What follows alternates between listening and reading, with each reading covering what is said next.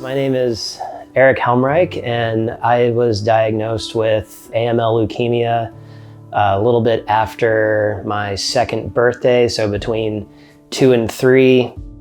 That first month, we were just scared and frightened. It was an absolute nightmare, and you just didn't want to lose your baby.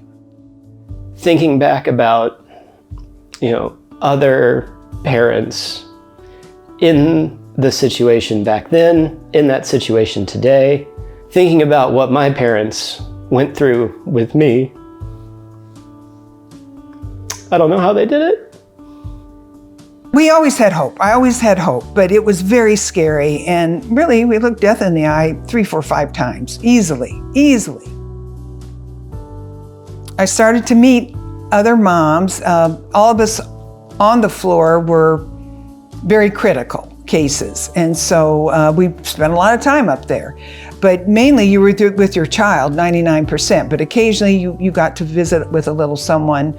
That helped a bunch. It really made a difference. And we gave each other hope and comfort.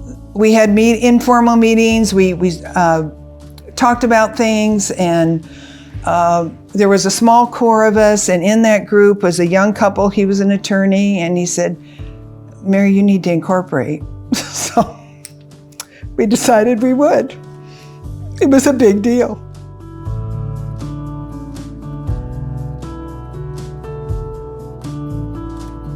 We wanted to do it right. We wanted to set it up to last infinitum. There were 3 of us that really spent a lot of hard work getting the incorporation papers ready, our missions and goals, our programs and services, which are exactly the ones that exist today. I'm proud of that. She was really laying the foundation and doing, the basic building blocks of that organization. While I was still officially in remission, I was not cured. And that's just otherworldly to think about. The practical support was very important, but that one-on-one emotional help was equal to that.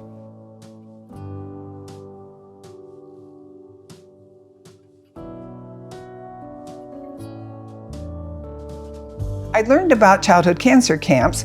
Texas Children's had one for their children, and same with MD Anderson Cancer Center. Well, Eric was too young for camp, so I didn't have any hands-on experience. So I went and visited camps, became a counselor at the camps, learned all about that. So I thought, we're going to do family camp because we're taking care of the entire family. We were not going to forget our bereaved families. So they were included and they would be invited. And I just had the biggest admiration and inspiration from our bereaved families that had the guts to come to family camp. That was a really special experience to know that, my, parents and the other co-founding families had put that together, that weekend experience for families and children and the siblings of children. The whole idea was the family unit. Everyone experienced childhood cancer. They were all part of it and they all needed to be part of it. It also was very healing for everyone. I hope the mission never loses focus because it's so important. The work is so great. The more people we can help, the better.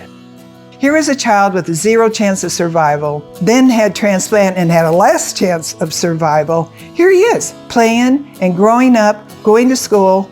But I expected us to give back, absolutely. And it was a joy, it was a privilege. Being a long-term survivor, I hope to share hope. I felt like we were contributing with Eric's life. I wanted people to see Eric, not because I was trying to be a show-off and be a big deal. I wanted Eric to be proof and hope. I'm 33, 34 years off treatment. I've lived a healthy and normal life. As far as my primary care doctor tells me, every year when I go, I am perfectly healthy and normal.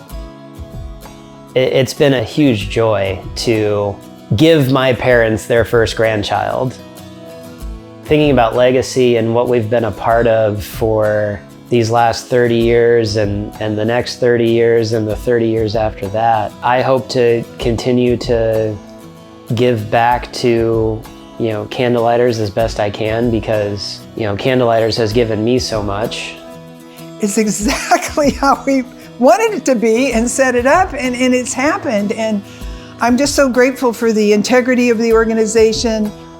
I feel very confident with how the organization is now, that it will proceed for another 30 years and 30 years after that.